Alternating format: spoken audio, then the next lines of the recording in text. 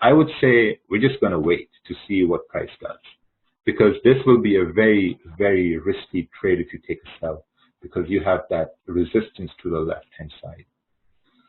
So let's see what happens next. We're going to wait for the next candle to close. There we go. Perfect. What's happening now? Right? Now you have a bullish candle forming on the 1 hour time frame or the 30-minute time frame. And then you can say, okay, now if your bias is bullish and you're saying that, okay, our bias is bullish, we had a bullish breakout candle from this area right over here. We had a bearish candle forming, and then we had another bearish candle forming, but now we have a bullish candle forming, right? So now this means that this is the 1 hour time frame, right? So now we have found support on the 1 hour time frame, and probability dictates that since we had big bull candles and we have found some sort of a support. So now probability is that if we keep a stop below this candle, there's a higher chance that the next candle is probably gonna continue moving up and break this mini resistance which is formed, because, like, you know, we are good traders. We are trading when there's volume in the market, and we're trading the New York and London overlap, right? Or we're trading in London. So when there's volume, support resistances get broken in trending markets, right? Never be afraid of that. So let's see what happens next.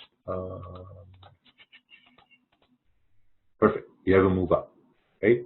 See, you have a move up, and when you look left, this candle, it broke above this mini resistance, right? So this is your chance to put your stops at break even, right? Because once you have your stops at break even and you're waiting for the next candles, you have continued move up.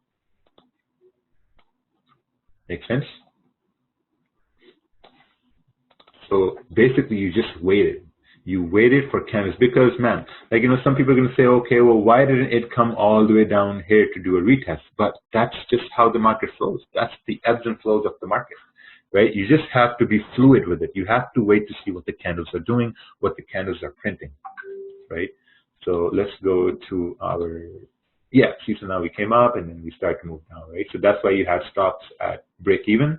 You took profit somewhere here, and then when price starts to move down, either you closed position or, like, you know, okay, so let's take this for example here too, right? So since price is moving down, you see this mini resistance. So obviously you're probably might think that, okay, you're like, you know what, probably we're gonna start to move up from here.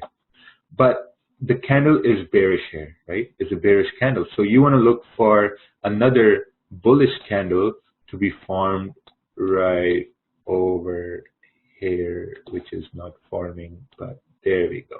So you'd want a bullish candle to be formed here, saying, oh, we formed support here because we had fucking support over here too. So now we should start to move up, right? So you got to wait for those candles to form, but you did not get that bullish candle.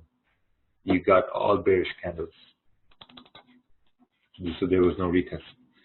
So we're going to move to our last example now. All right, so what's happening here?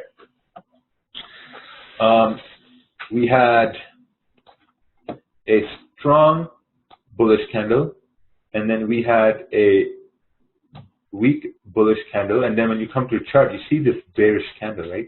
So now this bearish candle has no lower wick. What does this mean? This means that this candle created no range for the next candle to move down, right? So we're probably going to wait to see how the next candle forms, right? That's the basic idea. Now we're waiting to see how the next candle is going to form. Let's look at this. Oh, perfect. We're moving down, right? We're moving down. This candle formed bearish. So now the idea was that next candle is going to go bullish. So we waited for the candle to form, but eventually this candle formed bearish. And now when we look left, what do we see? When we look left, we see that, okay, maybe this area is going to be some sort of an interesting area. So what are we going to do? We're going to wait for a candle to form bullish candle because it's reaching this resistance area, resistance turns support. So we want to see if a support is going to be formed here, because if we can see a support form, we can say, okay, you know what, now we can probably take a probability buy, right? So let's see how the next candle closes. We have another bearish candle. Do we enter now? Some guys are going to enter now saying, oh, look, the candle formed with no wick.